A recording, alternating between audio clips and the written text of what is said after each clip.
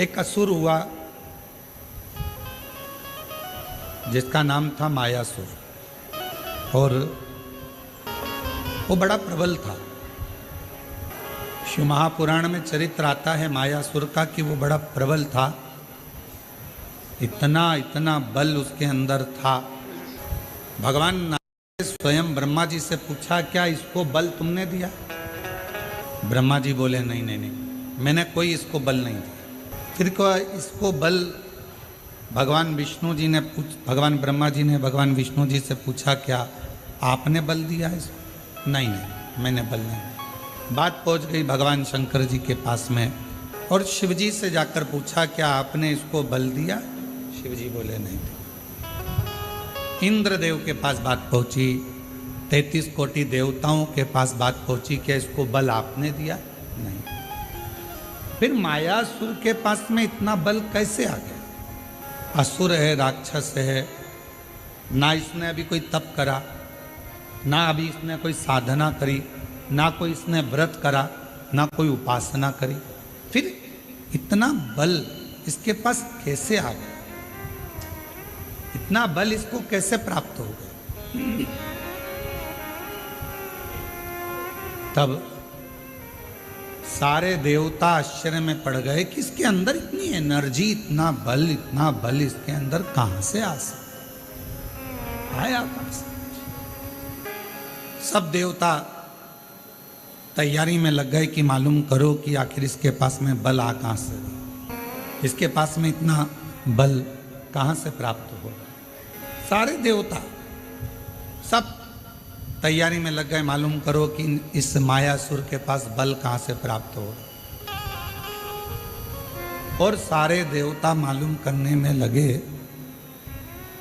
फिर भी कोई ठिकाना नहीं मालूम पड़ा कि आखिर बल कहां से आ, कैसे प्राप्त हो। महीनों निकल गए, पर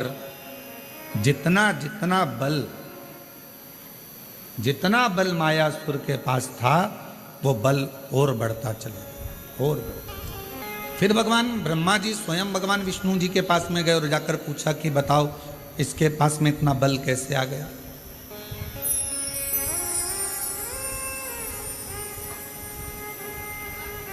इतना बल इसके पास प्राप्त कैसे हो रहा?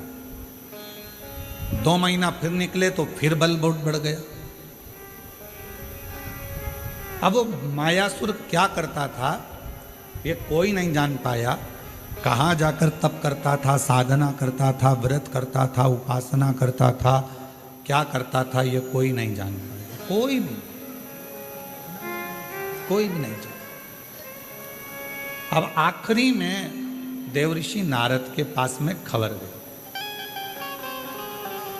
देवऋषि नारद से पूछा कि आप बताओ कि मायासुर कहाँ जाता? मायासुर को जानने के लिए नारद जी ने अपने गुप्तचर लगाए, स्वयं नारद जी जाते रहे पता करने के लिए कि मायासुर ना तो ब्रह्मा जी का भजन कर रहा है, ना भगवान शिव का भजन कर रहा है, ना भगवान विष्णु का भजन कर रहा है, ना इंद्र का भजन कर रहा है, ना किसी देवता का भजन कर रहा है। फिर इसके पास में इतना इतना बल बढ़ कैसे,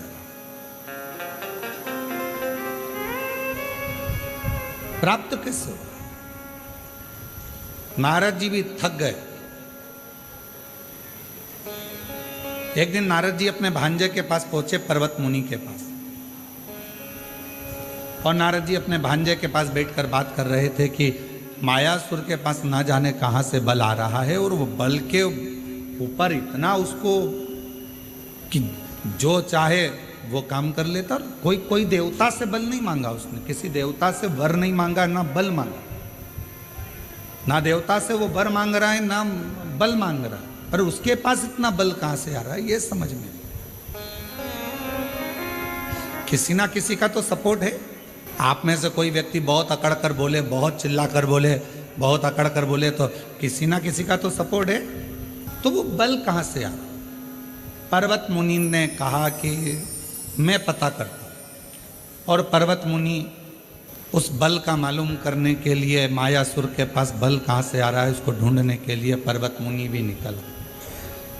देवता नहीं जान पाए, देवऋषि नारद नहीं जान पाए, पर्वत मुनि नहीं जान पाए, आखिरी में नारद जी गए तुमरुका जी के पास में, और जब कोई निर्णय ना निकले, व्यक्ति हर तरह से हताश हो जाए, तब वो शिव महापुराण की कथा में जाकर बैठ जाए तो मालूम पड़ता है कि बल कहाँ से। शिव महापुराण की कथा आपको मार्ग भी बता देती है, शिव महापुराण की कथा ये भी बता देती है कि बल कहाँ से आ रहा है, और शिव महापुराण की कथा ये भी बता देती है कि बल कहाँ से प्राप्त कर